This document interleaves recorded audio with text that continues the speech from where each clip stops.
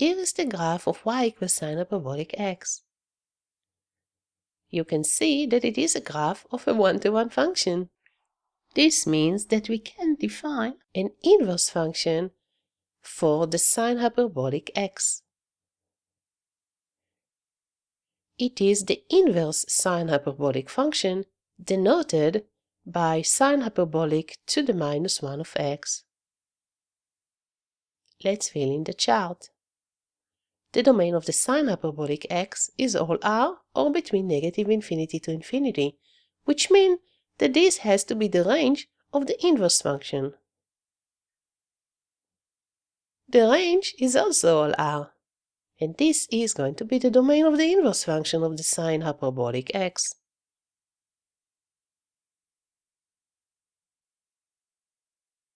Here is the graph of y equals cosine hyperbolic x. This graph shows that the cosine hyperbolic function is not one-to-one.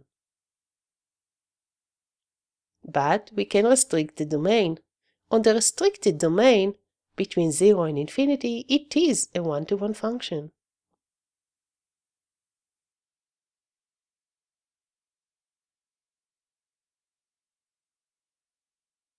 For all values which are at least 0, the cosine hyperbolic has an inverse function. And we defined it as before as the function that we write as cosine hyperbolic to minus 1x.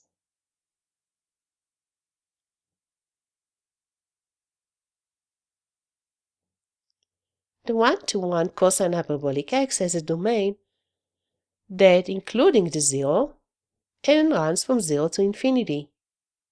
This has to be the range of the inverse function. If you can observe, the range of the one-to-one cosine hyperbolic x is all numbers which are at least 1. This has to be the domain of the cosine hyperbolic to the minus 1 of x, which is the inverse.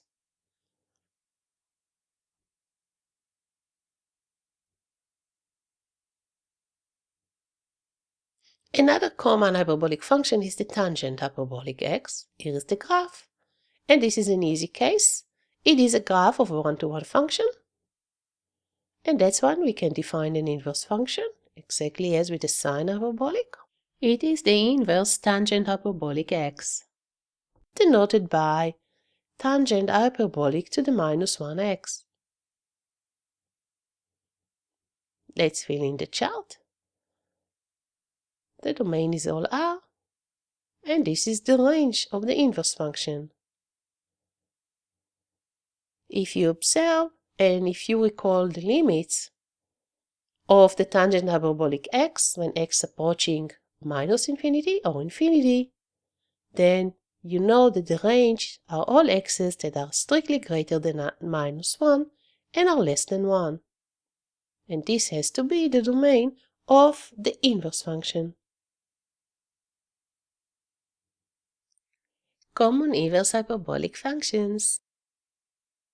Y equals sine hyperbolic to minus 1x if and only if sine hyperbolic of y equals x. If y is greater or equals to 0 and x equals or greater than 1, then y equals cosine hyperbolic to the minus 1x if and only if cosine hyperbolic of y equals x. If x is greater than negative 1 and smaller than 1, y equals tangent hyperbolic minus 1 of x, then tangent hyperbolic y equals x, and also tangent hyperbolic y equals x if y equals tangent hyperbolic minus 1x. Explicit expression of inverse hyperbolic functions. We will do one example here. We will start with the sine hyperbolic x written as e to the x minus e to the minus x over 2 to try to find an explicit expression for the sine hyperbolic of minus 1 of x. First, we will write y equals e to the x minus e to the minus x over 2. Now we are going to solve for x. We'll do some simple algebra here. Now we are going to apply a little trick. we are going to multiply everything by e to the x.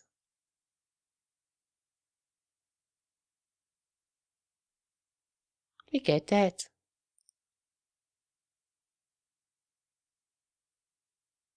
Now we are going to simplify.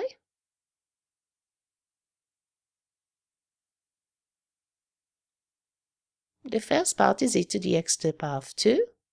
And then we have 2ye to the x. And then we have minus 1.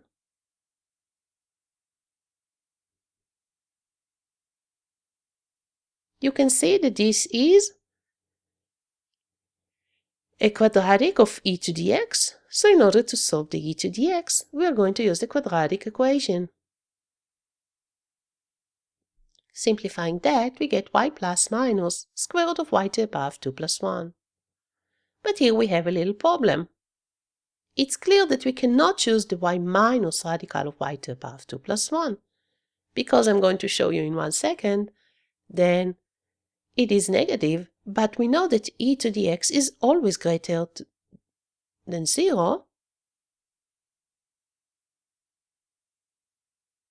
This is true because y to the power of 2 plus 1 is always more than y to the power of 2.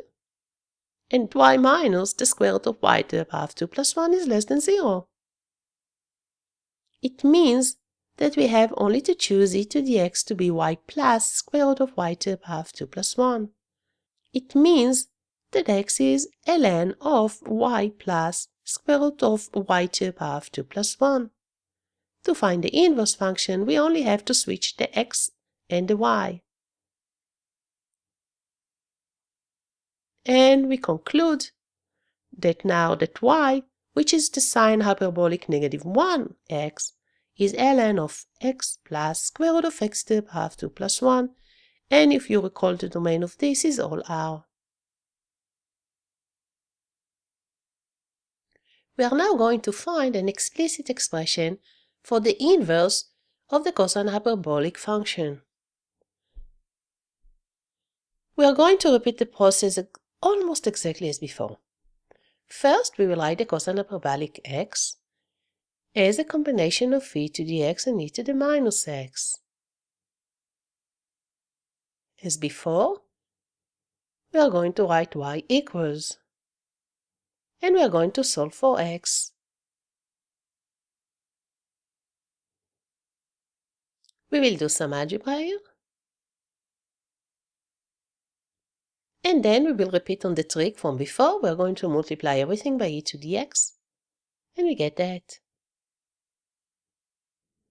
Again, we get a quadratic in e to the x. You can see that the first one is e to the x to the power of 2, and then the last one is just plus 1.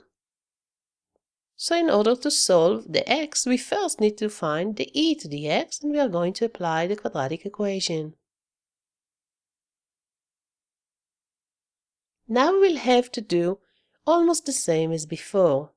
It is impossible that e to the x will be equal to y minus square root of y to the power of 2 minus 1, but now it's a little bit more complicated than before.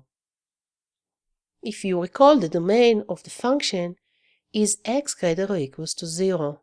This implies that e to the x in this case has to be greater or equal to e to the 0, which is 1.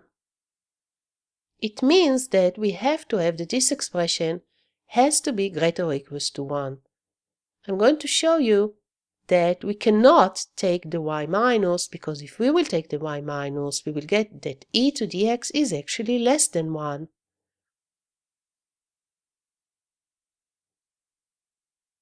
First, we have that. If you noticed, under the radical, in the first one we have y to the power of 2 minus 1, and in the second one we have y to the power of 2 minus 1 minus 2y, so we have less under the second radical, which means that the radical of that is less than before. So because we have y minus less than before, then the y minus the radical of y to the power of 2 minus 1 minus 2y is more than what we originally have, which was y minus radical of y to the power of 2 minus 1. But if you notice, under this radical, we have y minus 1 to the power of 2, which means that this expression is y minus 1, which is just 1. But let's see.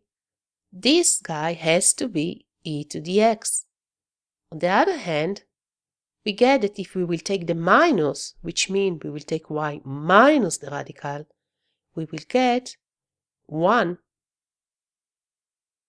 or something which is less than 1. But e to the x cannot be less than 1.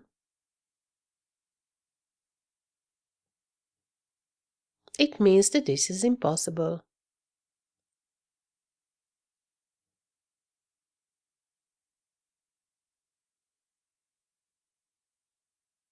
It means that e to the x equals y plus square root of y to the power of 2 minus 1. It means that x equals ln of y plus square root of y to the power of 2 minus 1.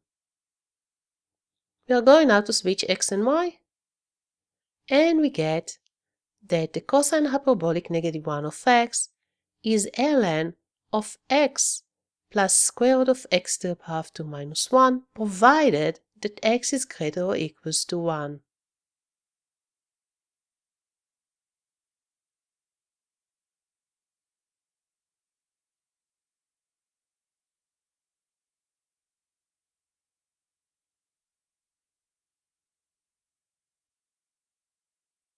Here I put together some explicit expressions of hyperbolic functions. We know this one, and we already know this one. And here is the expression for the inverse for the tangent hyperbolic x, provided that x is greater than -1 and less than 1.